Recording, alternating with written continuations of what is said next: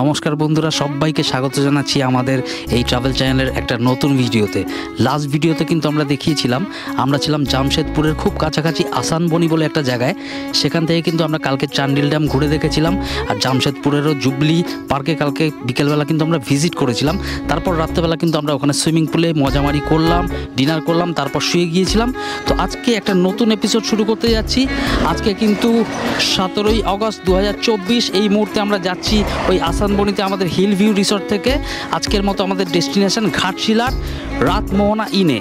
তো যাওয়ার সময় কিন্তু বাদিকে দেখলাম ডিমনা লেক, যেটাতে কিন্তু জামশেদপুরের টোটাল ওয়াটার সাপ্লাই কিন্তু এখান থেকেই যায়। এটা কিন্তু একটা আর্টিফিশিয়ালি তৈরি করা লেক, যেটা কিন্তু জামশেদপুরের যে এই বর্ধিত পপুলেশন সেটার যে ওয়াটার সাপ্লাই ডিমান্ড সেটাকে ফুলফিল করার জন্য কিন্তু এই লেকটাকে আর্টিফিশিয়ালি তৈরি করা হয়েছিল। তো আমরা এখন দাঁড়িয়ে আছি ডিমনা লেকের একদম সামনে। এই দেখুন আমার পিছনে ডিমনা লেকের কি সুন্দর ভিউ। প্রচণ্ড রোদ আছে কিন্তু এখন বর্ষাকালেও। তো আপনারা যারা যারা এখানে আসতে চাইছেন অবশ্যই ছাতাটা ইউজ করুন। আমাদের পক্ষে তো ভিডিও করে অত কিছু মেনটেন করা সম্ভব নয়, ছাতাটা ইউজ করার চেষ্টা করুন, সানস্ক্রিন মেখে আসুন। ভিউ কিন্তু দুর্দান্ত পেয়ে যাবেন। আর শীতকালে যদি আসেন তাহলে তো এখানে পুরো পিকনিক ভাব থাকে। আচ্ছা, এই ডিমনা লেক আসার সময় কিন্তু একটা ইনসিডেন্ট আমাদের সাথে হয়ে গেল। কলকাতাতেও যেরকম হয়, পুলিশ কিন্তু মেইন যে রোড সেখানে খুব একটা লক্ষ্য করিনি। যখনই আমি মেইন রোড থেকে ডিমনা লেকের দিকে বাইফার্কেট ছোটো রোডে ঢুকলাম, ওখানে কিন্তু একদম ওত পেতে বসেছিলেন অফিসার। ঢোকা মাত্রই কেন সিট বেল্ট নেই ভাই ধরলো খপাত করে। ট্যুরিস্ট হিসেবে কিন্তু কোনো রকম ছাড় পেলাম না। যেভাবে ওখানে কলকাতায় ফাইন দিই, এখানেও কিন্তু কাগজ ছাড়া একদম হাতে হাতে ঘুষ দিতে হলো। ঘুষ দিয়েছি, সেটা মানে আমারও ভুল, কারণ এখানে প্রচুর টাকা ডিমান্ড করছেন। আমি বললাম স্যার একটু কমসম করে দেখুন। বললো কমসম করলে হাতে নাতে দিতে হবে। ওই 5,000 টাকা বলছিল, সেখান থেকে 1,000 টাকা দিয়ে কোনোভাবে ছাড় পেলাম। যাই না, এখানে বলছে 3টে সিট নাকি সিট বেল্ট ম্যান্ডেটারি। আমাদের তো পিছনের সিটে সিট বেল্ট নেইও, কলকাতার গাড়ি, সামনের 2টো সিটে ছিল না। তো ঠিক আছে, আর কী করা যাবে, আমাদের হাতে তো টাইম কম। আমরা 1,000 টাকা দিলাম। তারপরে ডিমনা লেকের এরকম একটা ভিউ এখানে দেখছি। এখন আমরা আস্তে আস্তে রওনা দেবো আজকের মতো আমাদের ডেস্টিনেশন ঘাটশিলাতে রাতমোহনা ইনে। চলুন যাওয়া যাক। তো বন্ধুরা, এই মুহূর্তে আমরা চলে এসেছি ডিমনা লেক দেখার পরে। এই মুহূর্তে ঘাটশিলার একটা নাম করা রিসর্ট রাতমোহনা ইন। এটা কিন্তু একদম ঘাটশিলা সুবর্ণরেখা নদীর ঠিক পাশেই অবস্থিত। আপনারা চাইলে কিন্তু এই রিসর্ট থেকেই ওই নদীতে নেমে যেতে পারবেন। আচ্ছা, আমাদের কিন্তু প্রথমে প্ল্যান ছিল যে আমরা ডিমনা লেক দেখে যাব বুরুডি লেকে, ওখানেই লাঞ্চটা করে নেব। কিন্তু বাইরে আজকে এত গরম, এত রোদ, বোঝাই যাচ্ছে না যে কালকে রাতে খুব বৃষ্টি হয়েছে। কাল রাতে কিন্তু জামশেদপুর এবং ঘাটশিলাতেও প্রচণ্ড বৃষ্টি হয়েছে, যার জন্য রাতে টিভির কানেকশানটাও কেটে গিয়েছিল আমাদের। যাই হোক, এই মুহূর্তে আমরা চলে এসেছি রিসর্ট রাতমোহনা ইনে। এখানে আসার রাস্তাটা কিন্তু মোটামুটি ঠিকঠাকই আছে। আপনার যদি ঠিকঠাক গাড়ি চালানোর হাত থাকে আপনারা চলে আসতে পারবেন। আমাদের কিন্তু একদম রিভার সাইড রুমটা দেওয়া হয়েছে, যার জন্য আমরা কিন্তু একদম ডিরেক্ট ভিউ পাচ্ছি রিভারের। আর যারা যারা এর পরের রুমগুলো নেবেন তারা কিন্তু ব্যালকনি থেকে বা 2 পা এগিয়ে এসেই কিন্তু সুবর্ণরেখা রিভারের এরকম ভিউ পেয়ে যাবেন। আর আছে কি, আর আছে এই রুমে একটা 1.5 টনের এসি, যেহেতু এসি রুম দেখতে পাচ্ছেন। আর হচ্ছে এ পাশে আছে একটা টিভি, যেটা কিন্তু কাজ করছে না। আমি বললাম টিভিটা রিচার্জ করে দিতে, ওনারা কিন্তু বললেন যে কালকে প্রচণ্ড ঝড় বৃষ্টি হওয়ার দরুন এখনও কিন্তু টিভির কানেকশান আসছে না। অপারেটরকে বলা আছে, দেখা যাক, আসলে ভালো, রাত্রেবেলা একটু নিউজ দেখতে পারবো। আর আছে কি, আর আছে একটা এরকম সুন্দর ওয়ার্ড্রপ। এখানে কিন্তু আপনারা জিনিসপত্র রাখতে পারবেন। আমরা যদিও কিছু রাখিনি, কারণ আমাদের জাস্ট একদিনেরই স্টে। আর এই পাশ দিয়ে একটা ছোট্ট স্পেস আছে, এখান দিয়ে আপনারা চলে যেতে পারবেন ওয়াশরুমে। ওয়াশরুমটা কিন্তু ঠিকঠাক, একদম নিট অ্যান্ড ক্লিন ওয়াশরুম। সব কিছু কিন্তু একদম ঠিকঠাক কাজ করছে। ওয়েস্টার্ন কোমোড আছে, হ্যান্ড শাওয়ার আছে, টপ শাওয়ার আছে, একটা ছোট্ট বেসিন আছে, সব কিছু একদম পারফেক্টলি ওয়ার্কিং। রিসর্ট রাতমোহনা ইনের যেটা একটা পজিটিভ সাইড, আপনারা যারা খেতে ভালোবাসেন এইখানে কিন্তু প্রচুর রকমের খাওয়ার দাওয়ার আপনারা পেয়ে যাবেন। আর আমার কাছে যেটা গুগল রিভিউ আছে, এখানে খাওয়ার দাওয়ার কিন্তু যথেষ্ট ভালো হয়। তাই জন্য আমরা কিন্তু আজকে প্রচণ্ড বাইরে গরমের জন্য এখানেই লাঞ্চটা অর্ডার করে দিলাম। এই হচ্ছে এনাদের ফুড মেনু কার্ড। এটা কিন্তু সব ঘরে প্রোভাইড করা থাকবে। আপনারা 9 নম্বরে ফোন করলে রিসেপশানে চলে যাবে ফোন, ওখানে ফোন করে বলবেন আপনারা এখানে কি নিতে চান, ওনারাই বলে দেবেন, গাইড করে দেবেন যে কোথায় ফোন করে কি অর্ডার দিতে হবে। আর অর্ডার করলেই এই ধরনের ডেলিশিয়াস ফুড সব চলে আসবে আপনাদের কাছে। তো চলুন আজকের মতো খেতে যাচ্ছি আমরা, দেখাচ্ছি ওখানে খাওয়ার দাওয়ার কীরকম ছিল।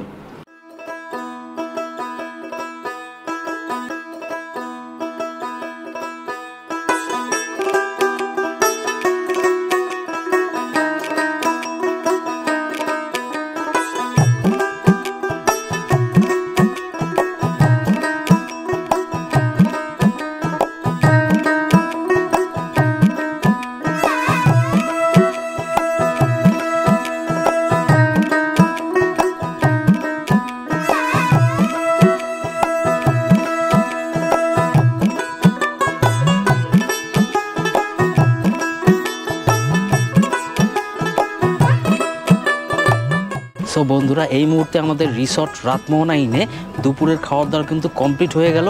এখন দেখতে পাচ্ছেন ওয়েদারটা কিন্তু পুরো চেঞ্জ হয়ে গেছে। একটু আগে এত রোদ ছিল, আমরা যার জন্য কিন্তু বুরুডি লেক ভিজিটটা ক্যান্সেল করে এখানেই খাওয়া দাওয়া সেরে নিলাম।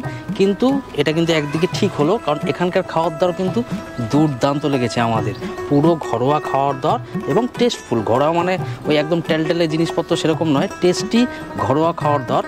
আর তার সাথে যেটা বড় কথা আমি যেটা জানতে পারলাম, এখানে কিন্তু আপনি যদি একদিন আগে থেকে বলে রাখেন, ইলিশ মাছ, ডাব চিংড়ি থেকে শুরু করে বিভিন্ন ধরনের কিন্তু এক্সোটিক ফুড মেনু আপনারা এখানে টেস্ট করতে পারবেন। একটু আগে থেকে এনাদের জানিয়ে রাখতে হবে। আচ্ছা চলুন এবার আপনাদের রিসর্টের চারপাশটা দেখাচ্ছি। আমার পিছনেই দেখতে পাচ্ছেন একটা সুন্দর বুদ্ধের মূর্তি এখানে রাখা আছে, আর তার ঠিক পিছনেই কিন্তু সুবর্ণরেখা নদী। এখন কিন্তু দুর্দান্ত লাগছে, কারণ আকাশটা কিছুটা মেঘলা হয়ে এসছে। এবার চারপাশে আমাদের রিসর্টের ভিউটা আমি ঘুরিয়ে দেখাচ্ছি। এই দেখুন চারপাশে কিন্তু বিভিন্ন ধরনের কটেজ ছড়িয়ে ছিটিয়ে আছে। এই কটেজগুলো কিন্তু বিভিন্ন ক্যাটাগরির আছে।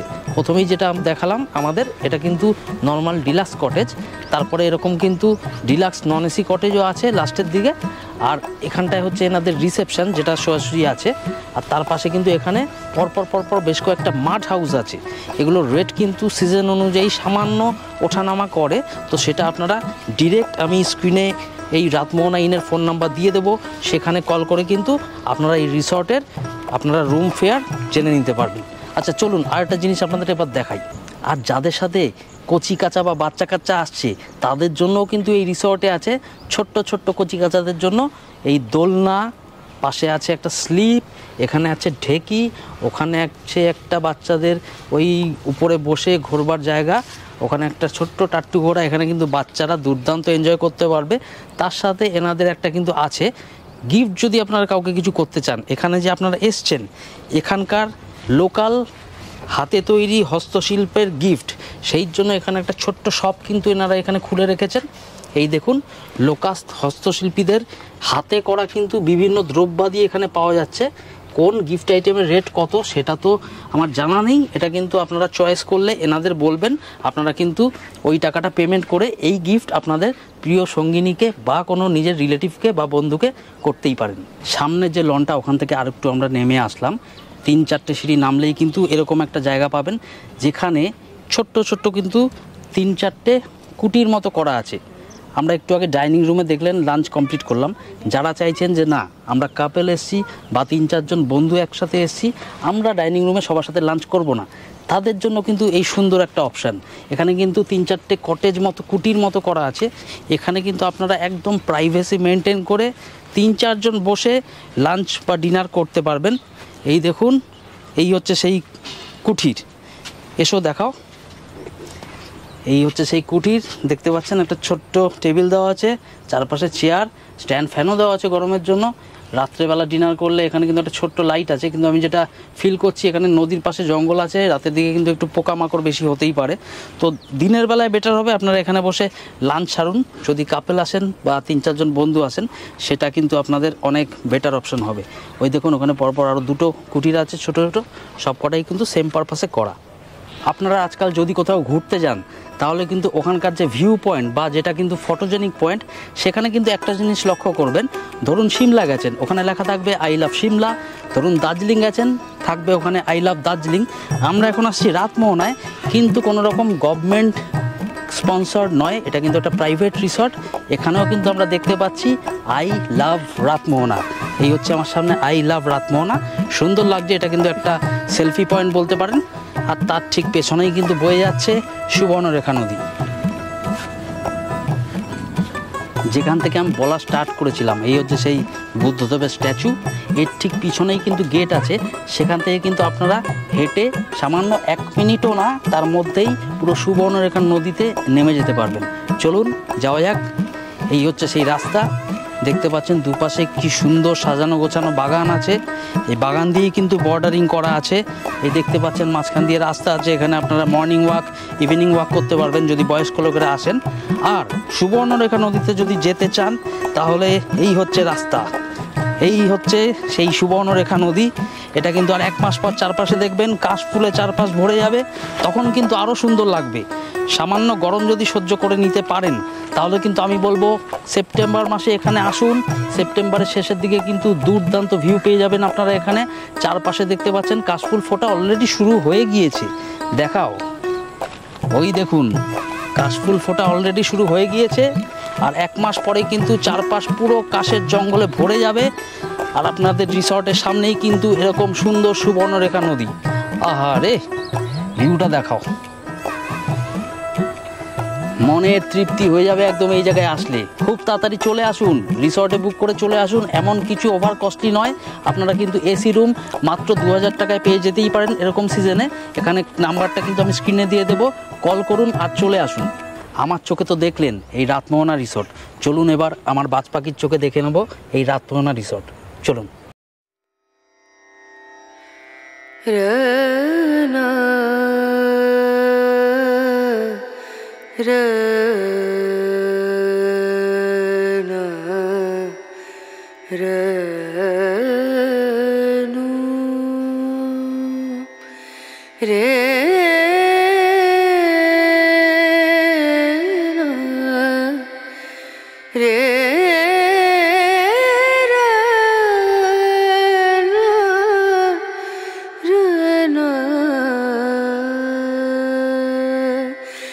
नजरिया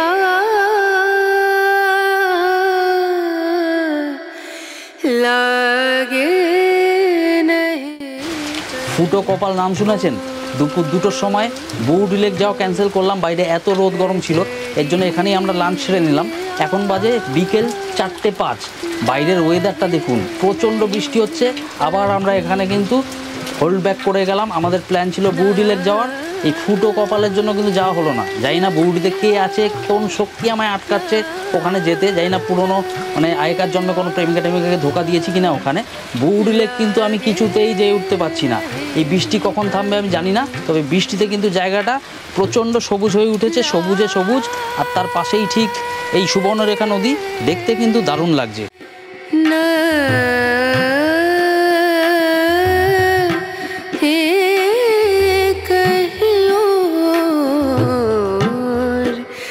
नजरिया लागे नहीं कहीं ओ नजरिया लागे नहीं कहीं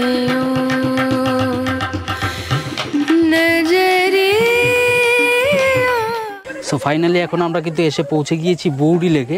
যারা যারা কিন্তু গুগল ম্যাপ ফলো করে আসবেন তাদের জন্য বলছি, একদম কিন্তু গুগল ম্যাপটা ফলো করবেন না, ওটা কিন্তু একদম শর্টেস্ট রুটে যে কোনো মাড রুটে আপনাকে ঢুকিয়ে দেবে। তো এই নিয়ে আমি দুবার কিন্তু দুটো রাস্তায় ঢুকলাম, আবার আমায় রিটার্ন আসতে হলো, কারণ রাস্তা কিন্তু একদম মাটি ছিল। ওই সব রাস্তায় কিন্তু গাড়ি বাইক নিয়ে আসা খুবই কষ্টকর। তো আমাদের কিন্তু পৌঁছতে আজকে একটু সন্ধ্যা হয়ে গেছে। একটু আগে আমরা বাজ পাখিটাকেও আলাম, আপনাদের দেখালাম সেটা। এই দেখুন সন্ধ্যাবেলার বৌডি লেক। এখনও কিন্তু এখানে বোটিং হচ্ছে, পার হেড মাত্র 100 টাকা করে। তো যেটুকু ভিজিবিলিটি আছে আমরা কিন্তু টিকিট কেটে নিয়েছি, 2টো টিকিট, পার হেড পড়লো 100 টাকা করে। আর এখন আমরা যাব লেকে বোটিং করতে, চলুন যাওয়া যাক। ফাইনালি কিন্তু অনেক কষ্টের পরে আমরা এই বৌডি লেকে এসে পৌঁছালাম এবং আমরা সন্ধ্যা হয়ে গেলেও কিন্তু বোটিং করছি, দারুণ এনজয় করছি আমরা। মাম্পু বলো, ও কিন্তু একদম লাস্টের দিকে এসে চান্স পেয়ে গেল, কেমন লাগছে বলো? ভালো বোটিং করতে মানে কেমন ফিল হচ্ছে, কেমন ভয় ভয় লাগছে? ও কিন্তু একদম লাস্টে দৌড়ে এসছে, তারপরে আমাদের নৌকায় উঠে পড়লো, না হলে কিন্তু আমি আর ওর মা বেরিয়ে পড়ছিলাম। সেয়াদি বলো কেমন লাগছে? দুর্দান্ত লাগছে, মানে মাম্পুটা আরে 2 মিনিট হলে কিন্তু মিস হয়ে যেত মাম্পুর। আমরা এসে গেছি, দুর্দান্ত লাগছে, ব্যাপক লাগছে। এই দেখুন মাছ লেকে এসে, মাছ বরাবর লেকের মাছ বরাবর এসে নৌকাটা কিন্তু একটা চক্কর খাচ্ছে এখন। এইখানটায় কিন্তু দুর্দান্ত ভিউটা লাগছে, চারপাশের ভিউটা কিন্তু এখান থেকে পাওয়া যাচ্ছে, দারুণ হয়ে গেছে। এটা বলো,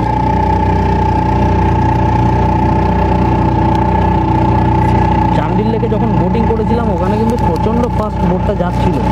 এখানে কিন্তু একটা মিডিয়াম পেস রেখে বোটটা ঘুরছে, চারপাশে কিন্তু ঘন জঙ্গল একদম। আর একটু আগে আমরা ওই বোটিং ঘাটেই দাঁড়িয়ে শুনতে পাচ্ছিলাম পিছনে কিন্তু প্রচুর ময়ূরের ডাক আসছিল।